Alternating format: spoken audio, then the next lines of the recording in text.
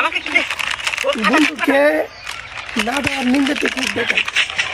আরে বন্ধু, আরে বন্ধু, তুই তো একবারে ঠিক সময় আসছো, আমরা কেবল ফাটাইতেছি। আচ্ছা, ওই হুমন্দি এত ফকিন্নি ঠিক খাওয়ার টাইমে আসে। কিভাবে বিদে বুদ্ধি পাচ্ছি।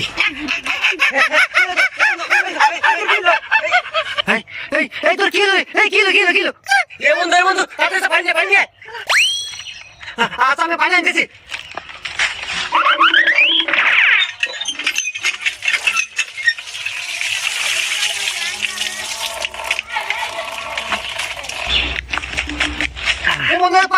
পানি